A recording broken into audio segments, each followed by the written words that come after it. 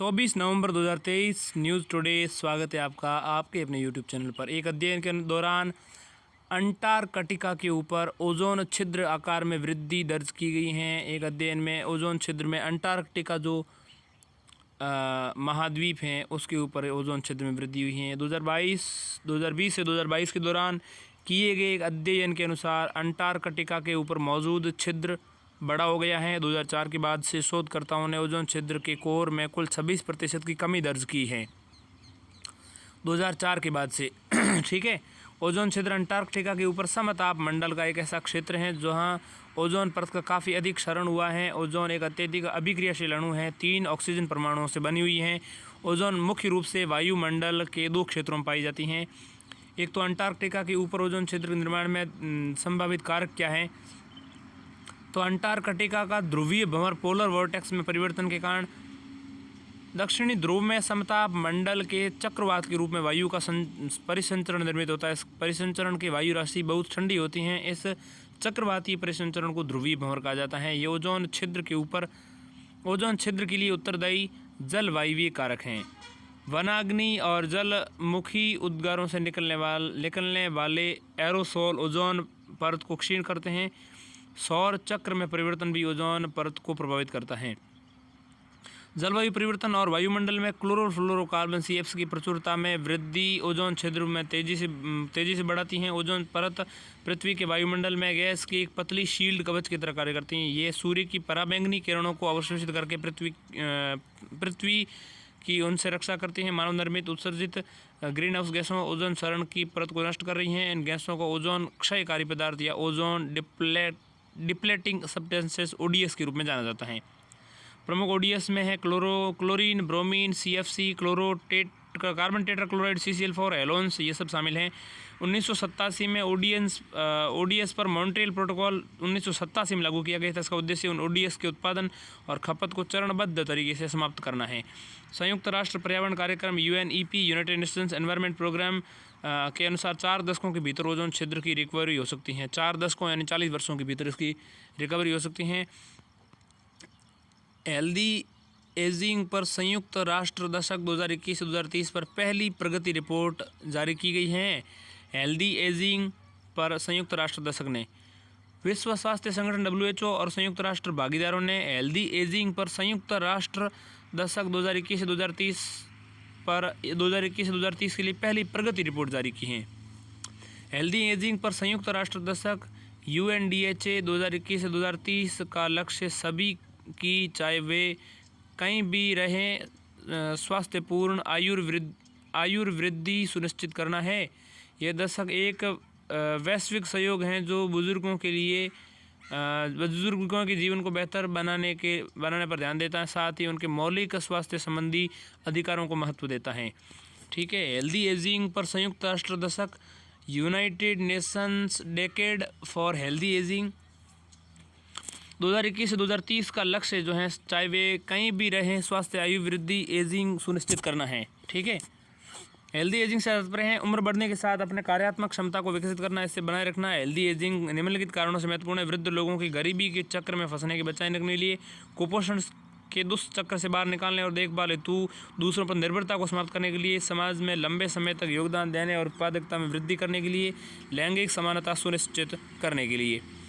Report के मुख्य बिंदुओं पर नज़र डालें। 2022 में 87% देशों ने अपने यहाँ हेल्दी एजिंग के लिए नीति या रणनीति होने के बारे में सूचित किया है। 2020 में 73% देशों ने इसकी सूचना दी थी। अनौपचारिक और अवैतनिक रूप से देखभाल करने वाले लोगों को दी जा रही सहायता अपर्याप्त है। निम्न आय वाले केवल 16% देश ही सहायता प्रदान करते हैं। हेल्दी एजिंग की दिशा में विविध पहले शुरू करने के लिए संसाधन सीमित हैं। इसमें अधिक निवेश की आवश्यकता है। UNDHA United Nations decade for healthy ageing ने हेल्दी एजिंग के लिए निम्नलिखित 4 कार्य क्षेत्रों को लक्षित किया है, जैसे बुजुर्गों और वृद्ध हो रहे लोगों के प्रति समाज के नज़रिए में बदलाव लाना। पहला। दूसरा, समुदाय के बुजुर्गों के कार्यात्मक क्षमता में वृद्धि करना, कार्यात्मक क्षमता में वृद्धि के लिए मदद करना। तीसरा, बुजुर्गों के व्यक्ति केंद्रित एकीकृत देखभाल और प्राथमिक स्वास्थ्य सेवाएं प्रदान करने पर ध्यान देना। प्राथमिक सेवाएं, स्वास्थ्य सेवाएं, एकीकृत देखभाल और प्राथमिक स्वास्थ्य सेवाओं के अलावा व्यक्ति केंद्रित सारी चीज़ें देने के लिए ध्यान देना। इसके अलावा बुजुर्गों को दीर्घकालिक देखभाल सुविधाओं पहुँच प्रदान करना, ये सब शामिल हैं। UNDHA यानी कि United Nations decade for healthy ageing के लिए मार्गदर्शक सिद्धांत कौन कौन से हैं, तो ध्यान दीजिएगा। इसके अंतर्गत मार्गदर्शक सिद्धांतों में है कोई भी पीछे न छूटे का ध्यान रखना, बहुहितधारक साझेदारी, इसके अलावा समानता और पीढ़ियों के बीच एकजुटता, इसके अलावा समावेशी और सार्वभौमिक इसमें शामिल है। हेल्दी एजिंग के बाद अगली खबर की ओर बढ़ते हैं, तो वो है केंद्रीय ट्रेड यूनियंस यानी CTU ने श्रमिकों के स्वास्थ्य और सुरक्षा पर ILO कन्वेंशन की पुष्टि करने के लिए सरकार से आग्रह किया है। ILO यानी अंतर्राष्ट्रीय श्रम संगठन यानी कि इंटरनेशनल लेबर ऑर्गेनाइजेशन, इसका हेडक्वार्टर जिनेवा स्विट्ज़रलैंड में है। ठीक है, स्थापना 1919 में हुई थी। ILO के बारे में जाने तो ये संयुक्त राष्ट्र की एकमात्र त्रिपक्षीय एजेंसी हैं। ILO है यूनाइटेड नेशंस की त्रिपक्षीय एजेंसी हैं। यह 1919 के से सरकारों, नियोक्ताओं और श्रमिकों को एक साथ एक मंच पर लाता है। सदस्य 187 देश इसके सदस्य हैं। भारत भी इसका सदस्य देश है। भारत ILO का एक संस्थापक सदस्य है। उद्देश्य की बात करें तो कार्यस्थल पर अधिकारों को बढ़ावा देना, रोजगार के बेहतर अवसरों को प्रोत्साहित करना, सामाजिक सुरक्षा बढ़ाना, कार्य से संबंधित समस्याओं पर वार्ता को मजबूत करना। मुख्य रिपोर्ट्स की बात करें तो renewable energy and jobs annual review 2023, the road to decent work for domestic works आदि इसकी मुख्य रिपोर्ट्स ILO की हैं। अब हम बात करते हैं केंद्रीय यूनियन ट्रेड CTU ने श्रमिकों के स्वास्थ्य और सुरक्षा पर जो ILO कन्वेंशन की अभिपुष्टि की है, उस अभिपुष्टि के लिए सरकार से आग्रह किया है। तो ये है केंद्रीय ट्रेड यूनियन CTU ने श्रमिकों के स्वास्थ्य और सुरक्षा पर ILO कन्वेंशन, श्रमिकों के स्वास्थ्य और सुरक्षा पर ILO कन्वेंशन, इंटरनेशनल लेबर संगठन कन्वेंशन की बात की गई है। हाल ही में उत्तराखंड के सिलक्यारा सुरंग के ढहने की घटना सामने आई है। इस घटना के मद्देनज़र CTU ने कार्यस्थल पर श्रमिकों की सुरक्षा से संबंधित अपनी चिंता व्यक्त की है। ठीक है, CTU ऐसे संगठन है जिनके लक्ष्य अपने सदस्यों के हितों की रक्षा करना और बढ़ावा देना है। इनके सदस्य श्रमिक या नियोक्ता हो सकते हैं। CTU के उदाहरण देखें, CTU के उदाहरण में अखिल भारतीय ट्रेड यूनियन कांग्रेस यानी कि अटक AITUC है। इसके अलावा देखें तो भारतीय राष्ट्रीय ट्रेड यूनियन कांग्रेस यानी कि इंटक है, एटक, इंटक और भारतीय मजदूर संघ BMS। ठीक है, भारतीय मजदूर संघ BMS है। और एटक की बात करें तो all India trade union Congress, इसके अलावा all India trade union Congress के अलावा Indian national trade union Congress, all India trade union Congress, Indian national trade union Congress, ये दो जो हैं। इसके अलावा BMS है। ये CTU के उदाहरण हैं, यानी कि केंद्रीय ट्रेड यूनियन जो हैं ये है केंद्रीय ट्रेड यूनियन AITUC और INTUC और BMS भारतीय मजदूर संघ। इन्होंने जो हाल ही में उत्तराखंड में सिलक्यारा सुरंग जो ढह गई है, जिसकी वजह से 40 मजदूर काफ़ी लंबे समय तक फंसे रहे, इसको लेकर के ये पुष्टि की है। भारत में श्रमिकों की सुरक्षा, व्यवसायगत सुरक्षा, स्वास्थ्य और कार्य स्थितियाँ संहिता 2020 के अंतर्गत आती हैं। भारत में श्रमिकों की सुरक्षा, व्यवसायगत सुरक्षा, स्वास्थ्य और कार्य स्थितियाँ संहिता OSHWCC 2020 के अंतर्गत आती हैं। OSHWCC से संबंधित चिंताएं देखें तो प्रतिष्ठान के आकार से जुड़ी चिंताएं। ये संहिता कम से कम 10 या उससे अधिक श्रमिकों वाले प्रतिष्ठानों में कार्यरत श्रमिकों को कवर करती हैं। संहिता के तहत सिविल अदालतें मामलों की सुनवाई नहीं करती हैं। इसमें आर्थिक गतिविधि की सभी शाखाएं शामिल नहीं हैं। ILO के अलग अलग कन्वेंशन की अभिपुष्टियों के संबंध में भारत की वर्तमान स्थितियाँ देखें तो इंटरनेशनल लेबर ऑर्गेनाइजेशन, ये जो अंतर्राष्ट्रीय श्रम संगठन जो हैं, देखिए भारत द्वारा अभिपुष्टि किए गए कन्वेंशन देखें तो बलात् श्रम कन्वेंशन 29 नवंबर, ठीक है, नंबर 29 बलात् श्रम कन्वेंशन, ठीक है। इसके अलावा बलात् श्रम का उन्मूलन कन्वेंशन नंबर 105। इसके अलावा समान पारिश्रमिक कन्वेंशन नंबर 100, भेदभाव रोजगार व्यवसाय कन्वेंशन नंबर 111, न्यूनतम आयु कन्वेंशन नंबर 138, बाल श्रम के सबसे खराब रूप पर कन्वेंशन नंबर 182। कन्वेंशन जिनकी भारत ने अभिपुष्टि नहीं की है, संघ बनाने की स्वतंत्रता, संगठित होने के अधिकार का संरक्षण, कन्वेंशन 87 अभी पुष्टि नहीं की वो। इसके अलावा संगठित होने एवं सामूहिक सौदेबाजी का अधिकार कन्वेंशन नंबर 98। C 155 व्यवसायगत सुरक्षा और स्वास्थ्य कन्वेंशन नंबर 1981 का ये कन्वेंशन है, नंबर 155 C। इसके अलावा C 187 व्यवसायगत सुरक्षा और स्वास्थ्य के प्रति प्रोत्साहन फ्रेमवर्क कन्वेंशन 2006। तो ये है, इस बात पर ध्यान दीजिएगा, यह है व्यवसायगत सुरक्षा और स्वास्थ्य और कार्य स्थितियाँ संहिता 2020 के अंतर्गत भारत में श्रमिकों की सुरक्षा आती हैं।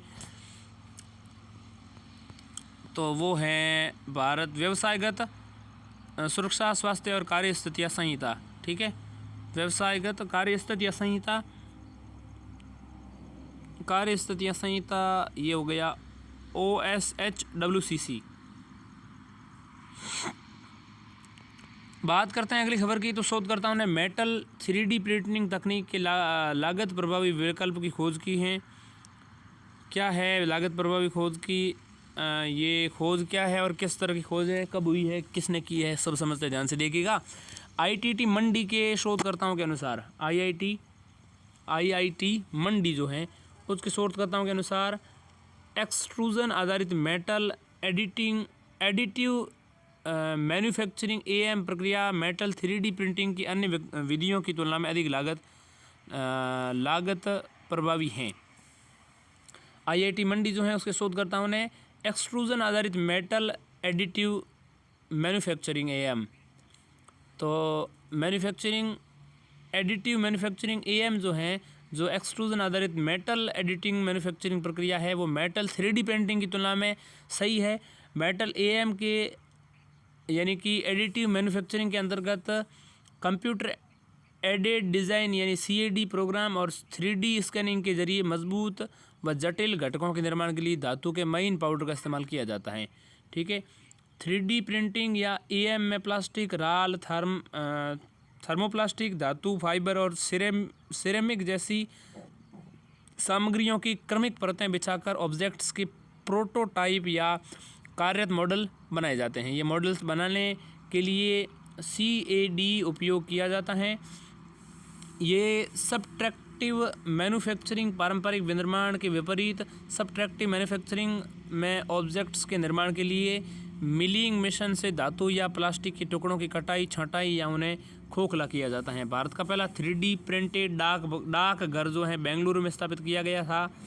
तेलंगाना के सिद्दीपेट ज़िले में बुरुगुपल्ली में दुनिया का पहला 3D प्रिंटेड मंदिर निर्मित किया गया था। ठीक है, 3D प्रिंटिंग के उपयोग देखें तो चिकित्सा और संबद्ध क्षेत्र में, एडवांस एरोस्पेस घटक और एयरफ्रेम बनाने में, उपभोक्ता इलेक्ट्रॉनिक्स में, आभूषण क्षेत्र में इसका उपयोग किया जाता है। 3D प्रिंटिंग के लाभ क्या हैं? ऑन डिमांड प्रिंटिंग के चलते इसकी इन्वेंट्री लागत कम होती है। इसके अलावा कम समय में और जटिल डिज़ाइन प्रिंट करने में सक्षम होती हैं ये। ठीक है, अन्य विधियों की तुलना में बहुत कम और लगभग शून्य अपशिष्ट उत्पन्न करती हैं। उल्लेखनीय है कि 2020 में इलेक्ट्रॉनिक्स और सूचना प्रौद्योगिकी मंत्रालय MeitY ने 3D प्रिंटिंग की क्षमता का दोहन करने के लिए एडिटिव मैन्युफैक्चरिंग के लिए राष्ट्रीय रणनीति जारी की थी। तो यह है एडिटिव मैन्युफैक्चरिंग की सामान्य प्रक्रिया। सबसे पहले इसमें 3D CAD मॉडल लिया जाता है। CAD यानी कि कंप्यूटर एडेड डिज़ाइन, फिर उसमें STL फाइल लगाई जाती हैं। ठीक है, STL फाइल के बाद उसमें स्लाइसिंग सॉफ्टवेयर का इस्तेमाल किया जाता है। स्लाइसिंग सॉफ्टवेयर का इस्तेमाल करने के बाद उसमें laser slides and tool path काम में लेते हुए AM की प्रक्रिया और फिर 3D ऑब्जेक्ट्स आपके सामने बन करके तैयार रहते हैं। तो ये CAD से लेकर के यानी कि कंप्यूटर एडेड डिज़ाइन से लेकर के 3D ऑब्जेक्ट्स तक आपके समक्ष प्रस्तुत हैं। बात करते हैं अगली खबर की, तो वह है भारत के प्रधानमंत्री ने global digital public infrastructure repository यानी कि GDPIR और सोशल इम्पैक्ट फंड SIF की शुरुआत की घोषणा की है। ये GDPIR क्या है? ये है global digital public infrastructure repository, global digital public infrastructure repository. तो ग्लोबल लेवल पर और डिजिटल भी है साथ में, globally digital public infrastructure repository है ये। और इसके अलावा सोशल इम्पैक्ट फंड ये SIF की शुरुआत की है। ये इन दोनों रिपोजिटरी और फंड की घोषणा की है भारत के प्रधानमंत्री ने की है। GDPIR यानी कि global digital public infrastructure repository और SIF यानी कि सोशल इम्पैक्ट फंड दोनों भारत के नेतृत्व वाली पहल हैं। इसकी घोषणा G20 नेताओं की वर्चुअल बैठक के दौरान की गई है। इससे पहले G20 digital economy working group की वार्ताओं में GDPIR बनाने पर सर्वसहमति हासिल कर ली गई थी। GDPIR का उद्देश्य सूचना और सर्वोत्तम उदाहरणों का आदान प्रदान करना है। ठीक है, GDPIR जिसको हम कहते हैं global digital public infrastructure repository, तो ये सूचनाओं के लिए है। GDPIR का विकास इलेक्ट्रॉनिक और सूचना प्रौद्योगिकी मंत्रालय ने किया है। ये एक व्यापक संशोधन केंद्र है। ये G20 सदस्य और अतिथि के रूप में आमंत्रित देशों के आवश्यक सीख और विशेषज्ञता हासिल करती हैं। इसका उद्देश्य DPI की डिज़ाइन, DPIs जो हैं उनके डिज़ाइन, DPIs के डिज़ाइन, DPI का मतलब यहाँ पर जो है वो है डिजिटल पब्लिक इंफ्रास्ट्रक्चर जो है, तो डिजिटल पब्लिक इंफ्रास्ट्रक्चर के डिज़ाइन, निर्माण, उपयोग, गवर्नेंस के लिए आवश्यक ज्ञान की कमी को दूर करना है। GDPIR जो है global digital public infrastructure repository उन देशों से प्राप्त जानकारी को मानकीकृत रूप में प्रदान करेगी जिन्होंने गवर्नेंस फ्रेमवर्क को शामिल करते हुए बड़े पैमाने पर DPI यानी कि डिजिटल पब्लिक इंफ्रास्ट्रक्चर का निर्माण किया है, विकसित किए हैं। वर्तमान में global digital public infrastructure repository में 16 देशों के 54 DPIs यानी कि जो डिजिटल पब्लिक इंफ्रास्ट्रक्चर हैं वो इसमें विकसित किए गए हैं। विकसित नहीं, इसमें शामिल है, मतलब 16 देशों के 54 DPI शामिल हैं GDPIR में। ठीक है, वर्तमान की बात कर रहा हूँ मैं।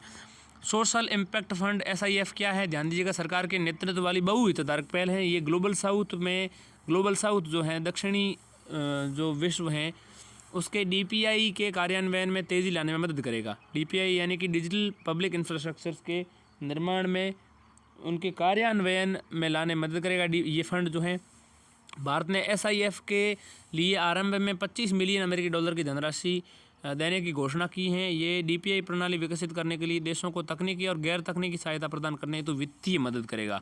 यह प्रासंगिक हितधारकों को इस फंड में योगदान करने के लिए एक मंच प्रदान करेगा। साथ ही DPI के माध्यम से निम्न और मध्यम आय वाले देशों में सतत विकास लक्ष्यों यानी SDGs सस्टेनेबल डेवलपमेंट गोल्स को प्राप्ति में तेज़ी लाने में भी मदद करेगा। डिजिटल पब्लिक इंफ्रास्ट्रक्चर DPI के बारे में जाने तो DPI एक ऐसी साझा डिजिटल प्रणालियों में से एक सेट के रूप में वर्णित किया गया है जो सुरक्षित और इंटरऑपरेबल हैं।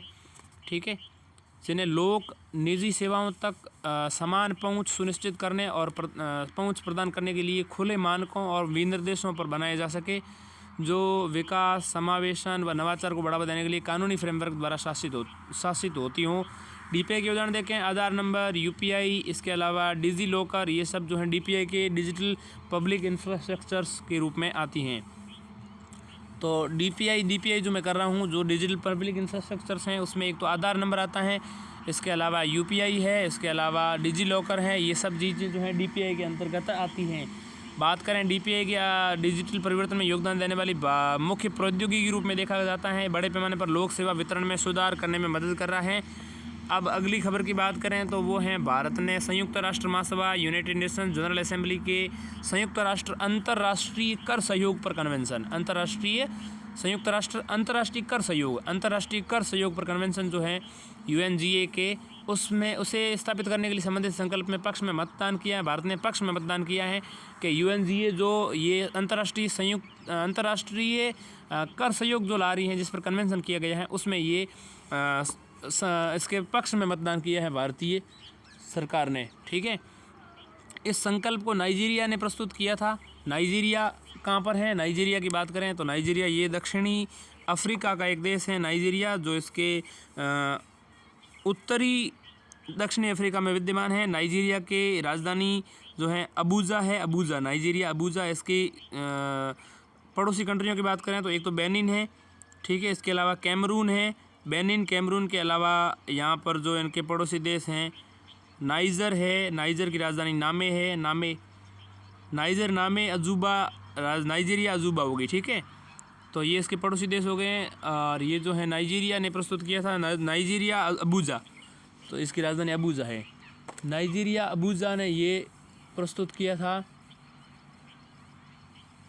ठीक है, तो नाइजीरिया ने प्रस्तुत की इस संकल्प को, जिस संकल्प को लेकर के संयुक्त राष्ट्र अंतर्राष्ट्रीय कर सहयोग कन्वेंशन जो है, इसके संबंधित संकल्प जो है उसके पक्ष में भारत ने मतदान किया है। और ये संकल्प जो है संयुक्त राष्ट्र अंतर्राष्ट्रीय कर सहयोग पर कन्वेंशन, इसके लिए जो संकल्प है वो नाइजीरिया में प्रस्तुत किया। इसका शीर्षक है संयुक्त राष्ट्र में समावेशी और प्रभावी तरीके से अंतर्राष्ट्रीय कर सहयोग को प्रोत्साहन देना। संकल्प के उद्देश्य देखें तो ये संकल्प सदस्य देश के नेतृत्व में किसी निश्चित सीमा के बिना, संकल्प जो है ये सदस्य देश के नेतृत्व में किसी निश्चित समय सीमा के बिना अंतर सरकारी तदर्थ समिति के गठन का प्रावधान करता है। ये एक समिति व्यापक संयुक्त राष्ट्र टैक्स कन्वेंशन को तैयार करेगी। ठीक है, ये कर के मामले में अंतर्राष्ट्रीय स्तर पर सहयोग को प्राथमिकता देता है। साथ ही इसमें जून 2025 तक संयुक्त राष्ट्र टैक्स कन्वेंशन तैयार करने का लक्ष्य निर्धारित किया गया है। इस संकल्प का महत्व की आवश्यकता समझें तो कन्वेंशन लागू होने से वैश्विक कर प्रणाली से संबंधित विविध समस्याओं का समाधान संभव हो सकेगा। कुछ समस्याएं निम्नलिखित है, जैसे बड़े पैमाने पर कर चोरी, धन का गैर कानूनी तरीके से अंतर्राष्ट्रीय स्तर पर लेन देन, चुराई गई परिसंपत्तियों की बरामदगी, इसके अलावा डिजिटल अर्थव्यवस्था पर उचित कर लगाना इत्यादि शामिल जो हैं। इसमें प्रमुख चिंताएं, समस्याएं, मुख्य समस्याएं सामने आ रही हैं। ठीक है, बड़े पैमाने पर कर चोरी जो है इसमें एक समस्या है बड़ी। इसके अलावा धन का गैर कानूनी तरीके से अंतर्राष्ट्रीय स्तर पर लेन देन, इसके अलावा चुराई गई परिसंपत्तियों की बरामदगी और इसके अलावा डिजिटल अर्थव्यवस्था पर उचित कर लगाना, ये भी इसमें एक चिंता का विषय है। अंतर्राष्ट्रीय स्तर पर कर संबंधी प्रावधानों के उल्लंघन से हर साल $480 बिलियन से अधिक की हानि होती है। कन्वेंशन लागू होने से कर संबंधी आय में होने वाली इस हानि को रोका जा सकता है। इस कन्वेंशन के लागू होने के बाद कर संबंधी अंतर्राष्ट्रीय नीति निर्माण में आर्थिक सहयोग और विकास संगठन OECD, ठीक है, OECD आर्थिक सहयोग और विकास संगठन यानी कि Organisation for Economic Cooperation and Development को एकाधिकार, जिसको OECD कहते हैं, उसको एकाधिकार को समाप्त किया जा सकेगा। यह संकल्प सभी देशों को अपनी कर संप्रभुता को सुरक्षित रखते हुए अंतर्राष्ट्रीय कर संबंधी नियमों को बनाने की प्रक्रिया में भाग लेने का अवसर देता है। ये उचित, सतत और आधुनिक अंतर्राष्ट्रीय कर प्रणाली के निर्माण में बढ़ावा देने में मदद कर सकता है। संयुक्त राष्ट्र महासभा, यूनाइटेड नेशन जनरल असेंबली के बारे में जानें तो ये जनरल असेंबली जो है ये नीति निर्माण के संबंध में संयुक्त राष्ट्र का एक मुख्य अंग है। अंतर्राष्ट्रीय मुद्दों पर बहुपक्षीय चर्चा के लिए मंच प्रदान करता है। 193 देश सदस्य देशों को इसमें समान मत प्राप्त है। संयुक्त राष्ट्र के सभी जो 193 सदस्य हैं उनको समान मत प्राप्त हैं, यानी मताधिकार जो है वो समान मिला हुआ सभी राष्ट्रों को, 193 देशों को। ये संयुक्त राष्ट्र के महत्वपूर्ण निर्णय लेने वाला अंग भी है। इन निर्णयों में निम्नलिखित शामिल हैं, जैसे सुरक्षा परिषद की सिफारिश पर संयुक्त राष्ट्र महासचिव को नियुक्त करना। सुरक्षा परिषद जो है, जो सिक्योरिटी काउंसिल है, वो सिफारिश करती है और उसकी सिफारिश पर ही यूनाइटेड नेशंस के जो महासचिव हैं, जिसको हम क्या कहते हैं महासचिव को, उनकी नियुक्ति करती हैं। सुरक्षा परिषद के अस्थायी सदस्यों का चयन भी ये जनरल असेंबली करती हैं। संयुक्त राष्ट्र के बजट को मंजूरी देना भी ये जनरल असेंबली का ही कार्य है। ठीक है, बात करते हैं अगली सुर्खियों की। तो सुर्खियों में हमारी पहली सुर्खी है डिजिटल ट्वीन है या द्वीन है, जो भी है। तो ये देखते हैं डिजिटल ट्वीन क्या है। डिजिटल ट्वीन क्या है, ध्यान दीजिएगा। जेनेसिस इंटरनेशनल और सर्वे ऑफ इंडिया, यानी कि international survey of India SOI ने और जेनेसिस इंटरनेशनल, इन दोनों ने देश के बड़े शहरों और कस्बों के डिजिटल ट्विन्स बनाने के लिए साझेदारी की घोषणा की है। जेनेसिस इंटरनेशनल के 3D मैपिंग, जेनेसिस इंटरनेशनल के 3D मैपिंग, ध्यान दीजिएगा, जेनेसिस इंटरनेशनल एक 3D मैपिंग कंपनी है और सर्वे ऑफ इंडिया जैसा कि हैं, दोनों जो मिलकर के ये डिजिटल ट्विन्स बनाने की साझेदारी की घोषणा की। इन्होंने इस साझेदारी से अब तक अनुपलब्ध डेटा लेयर को उपलब्ध कराया जाएगा। इसमें उच्च परिशुद्धता वाले 3D data, digital terrain model, digital surface model इत्यादि शामिल हैं। डिजिटल ट्वीन वास्तविक जगत की किसी वस्तु, ऑब्जेक्ट, व्यक्ति या प्रक्रिया की डिजिटल रूप में प्रस्तुत है। ये तकनीक इनके परिवेश को डिजिटल संस्करण में दर्शाती हैं। ये तकनीक किसी संगठन को वास्तविक जीवन की परिस्थितियों या उनके आउटकम्स को डिजिटल रूप में सटीक रूप से प्रस्तुत करने में मदद कर सकती हैं। इससे बेहतर निर्णय लिए जा सकते हैं। Survey of India SOI Bharat की राष्ट्रीय मानचित्रण एजेंसी है। ये विज्ञान एवं प्रौद्योगिकी विभाग के अधीन कार्य करती हैं। ठीक है, अगली खबर की बात करें तो अगली खबर जो है वो है Indian green building council IGBC। Indian green building council क्या है, ध्यान दीजिएगा। तो इंडियन ग्रीन बिल्डिंग काउंसिल ने नेट ज़ीरो मिशन के तहत नया ग्रीन रेटिंग टूल पेश किया है। नेट ज़ीरो मिशन के तहत नया ग्रीन रेटिंग रेटिंग टूल पेश किया। ये टूल जो है देश में ग्रीन बिल्डिंग परियोजनाओं के कार्यान्वयन में तेज़ी लाएगा। इसमें net zero carbon rating, upgraded rating system को शामिल किया गया है, जैसे green existing building rating version 1.0 और ग्रीन फैक्ट्री रेटिंग वर्जन 2.0 और ग्रीन कैंपस रेटिंग वर्जन 1.0 के इसके जो हैं उदाहरण हैं। IGBC यानी इंटरनेशनल ग्रीन बिल्डिंग काउंसिल की स्थापना 2001 में भारतीय उद्योग परिसंघ यानी कि CII ने की थी, भारतीय उद्योग परिसंघ ने। ठीक है, इसका मुख्यालय जो है हैदराबाद में है। तो ये है कमीशन फॉर इंडियन इंडस्ट्री, इसका मुख्यालय जो है भारतीय उद्योग परिसंघ का यानी कमीशन फॉर इंडियन इंडस्ट्री, इसका मुख्य commission of industry for India यूँ भी कह सकते हैं इसको, या कमीशन फॉर इंडियन इंडस्ट्री। 2001 में इस परिसंघ ने IGBC यानी इंडियन ग्रीन बिल्डिंग काउंसिल की स्थापना की। और IGBC जो है इसका मुख्यालय जो हैदराबाद में है, या इसका CII का हैदराबाद में मुख्यालय, इसका पता लगाना पड़ेगा। यह हरित परियोजना को प्रमाण देने वाली भारत की प्रथम संस्था है, हरित परियोजना को प्रमाण देने वाली। ठीक है, IGBC का विजन देखें तो भारत 2025 तक हरित भवनों और ग्रीन बिल्डिंग एनवायरनमेंट में विश्व में अग्रणी बनाने में मदद करेगा। IGBC world green building council का संस्थापक सदस्य हैं।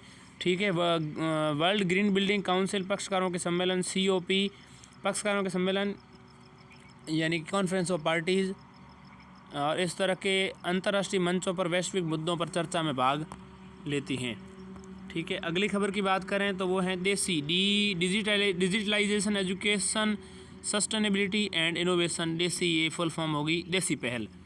ठीक है, digitalisation education sustainability and innovation, ये पहल जो है भारत और फिनलैंड ने फिनलैंड की देसी पहल पर वार्ता की है। फिनलैंड की है ये देसी पहल। ठीक है, देसी पहल भारत में फिनलैंड के दूतावास द्वारा शुरू किया गया एक कार्यक्रम है, भारत में फिनलैंड के दूतावास द्वारा।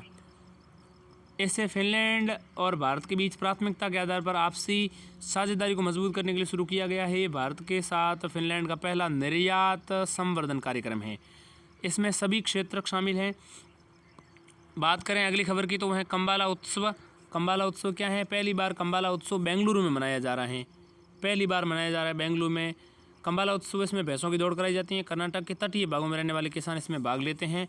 इसकी शुरुआत धान की फसल कटने के बाद होती हैं। ठीक है, कंबाला उत्सव की। ठीक है, और जैसा कि मैंने बताया कर्नाटक के तटीय भागों में रहने वाले किसान इसमें भाग लेते हैं। कर्नाटक का ये एक उत्सव है और पहली बार इसका जो उत्सव है वो बेंगलुरु में मनाया जा रहा है। इसकी शुरुआत धान की फसल कटने के बाद होती है। दक्षिणी कन्नड़ जिलों की तुलु भाषी क्षेत्रों में इसे नवंबर और मार्च के बीच मनाया जाता है, नवंबर से मार्च के बीच में। ठीक है, ऐसा माना जाता है कि इसमें भरपूर फसल के लिए भगवान शिव के अवतार भगवान कादरी मंजूनाथ के अभिनंदन में मनाया जाता है। भगवान शिव के अवतार भगवान कादरी मंजूनाथ इनके अभिनंदन के लिए, इनके स्वागत के लिए मनाया जाता है ये कंबाला उत्सव। ठीक है, इसमें भैंसों की दौड़ कराई जाती हैं। कंबाला जो उत्सव है पहली बार बेंगलुरु में मनाया जा रहा है। अगली खबर की बात करें तो जेम्स वेब इसके स्पेस टेलीस्कोप, ये सुर्खियों में है। जेम्स वेब स्पेस टेलीस्कोप, इसने मिल्की वे आकाशगंगा के सघन केंद्रीय भाग की तस्वीरें ली। इसमें कुछ नई विशेषताओं का पता लगा है। जेम्स वेब स्पेस टेलीस्कोप जो हैं इसमें कुछ नए आकाशगंगा के सघन केंद्रीय भाग की तस्वीरें ली हैं। तारों का निर्माण करने वाले सघन केंद्रीय भाग को सेजिटेरियस सी कहा जाता है, यानी तारों का निर्माण करने वाले सघन केंद्रीय क्षेत्र को हम कहते हैं सेजिटेरियस सेंटर या सेजिटेरियस सी। यह सेजिटेरियस सी इसका नाम है। सेजिटेरियस ए से लगभग 300 प्रकाश वर्ष दूर स्थित हैं। सेजिटेरियस ए आकाशगंगा के केंद्र में स्थित सुपरमेटिव ब्लैक होल है। सेजिटेरियस ए आकाशगंगा के केंद्र में स्थित सुपरमेसिव ब्लैक होल है। इसमें प्रोस्टार भी मौजूद है। ऐसे तारे हैं जो अभी निर्माण प्रक्रिया से गुजर रहे हैं और द्रव्यमान बढ़ा रहे हैं, वो भी इसमें मौजूद हैं। JWST ने जेम्स वेब स्पेस टेलीस्कोप ने हब्बल टेलीस्कोप की जगह ले ली है। अब तक सबसे बड़ा और शक्तिशाली स्पेस टेलीस्कोप है ये।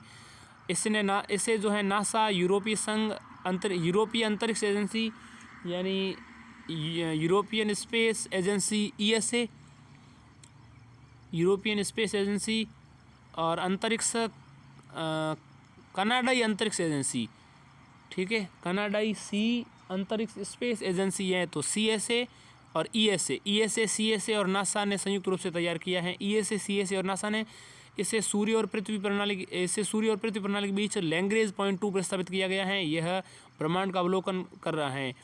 इससे ब्रह्मांड की उत्पत्ति के बारे में और नई जानकारी प्राप्त होगी। अगली खबर की बात करें तो वो है राष्ट्रीय जलमार्ग 1 से ई-कॉमर्स कार्गो की आवाजाही, भारतीय अंतर्देशीय जलमार्ग प्राधिकरण, ठीक है, भारतीय अंतर्देशीय जलमार्ग प्राधिकरण, तो क्या कह सकते हैं, देश को क्या कह सकते हैं, inter countries water authority of India, इसने, और ई कॉमर्स कंपनी अमेजन और EY और अमेजन ने एक समझौता ज्ञापन पर जो है MOU पर हस्ताक्षर किए हैं। इस समझौते के तहत अमेजन ग्राहकों के ऑर्डर्स का अंतर्देशीय जलमार्ग राष्ट्रीय जलमार्ग 1 गंगा नदी के माध्यम से शिपमेंट कर सकेगी। राष्ट्रीय जलमार्ग 1 हमारा गंगा नदी जलमार्ग है। राष्ट्रीय जलमार्ग 1 में गंगा नदी के इलाहाबाद से हल्दिया सागर तक के खंड शामिल हैं, ठीक है। इसकी लंबाई 1620 किलोमीटर है।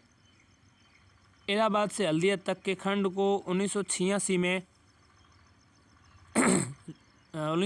में राष्ट्रीय जलमार्ग 1 NW नेशनल वाटरवे जो हैं घोषित किया गया था। वाटरवे है जलमार्ग, तो ये है इंटर कंट्री,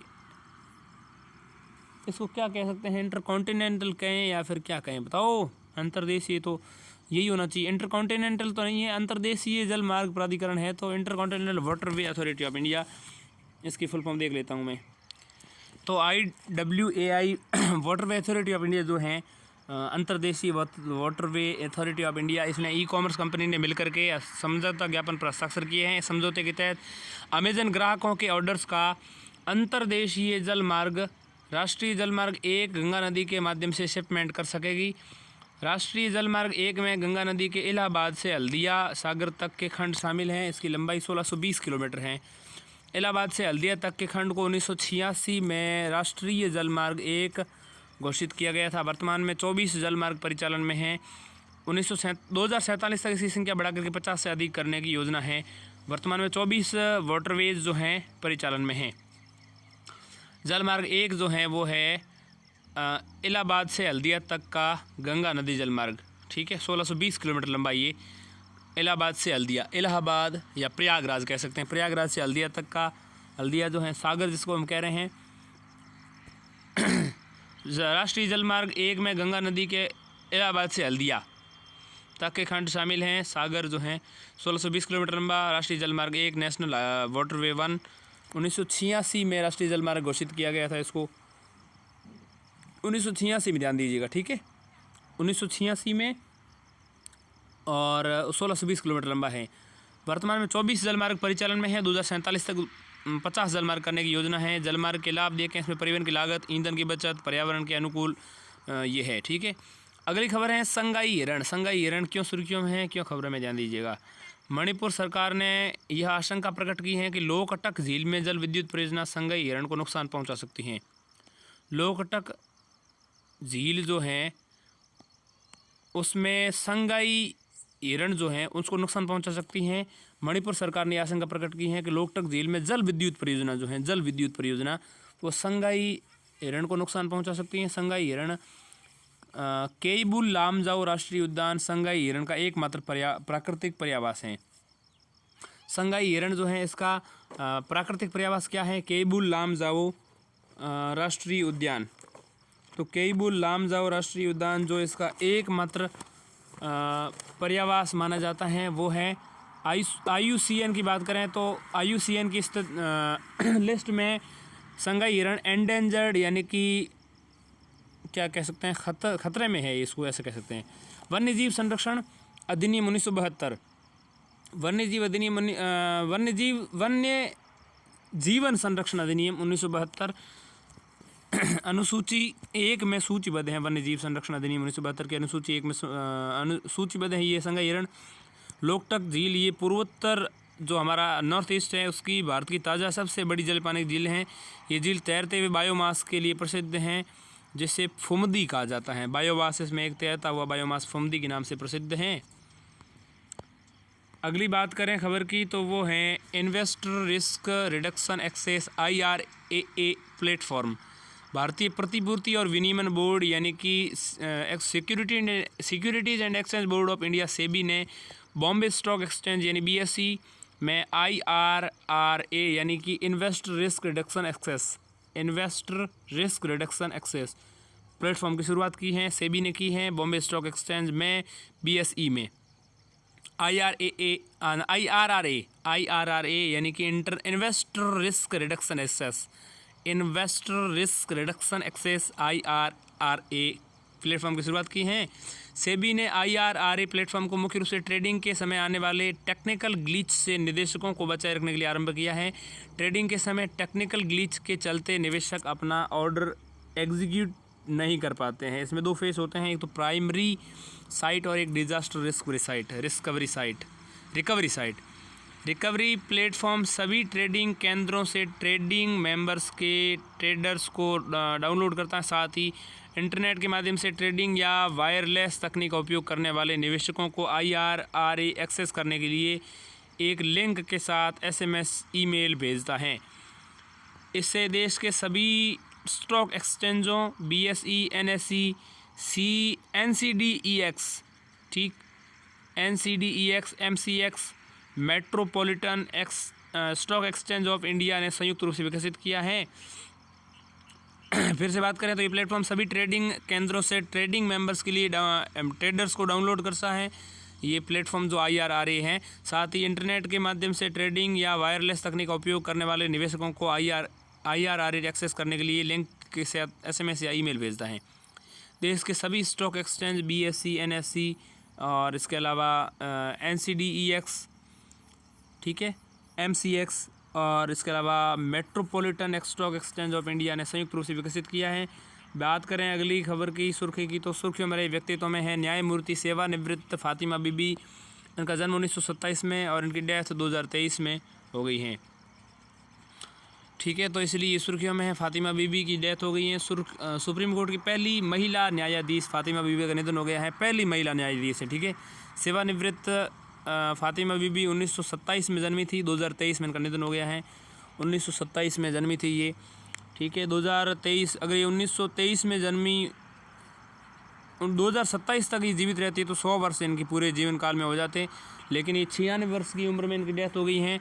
1927 में ये जन्मी थी, 2023 में इनकी डेथ हो गई है। सुप्रीम कोर्ट की पहली महिला न्यायाधीश थी ये, पहली महिला न्यायाधीश, ठीक है।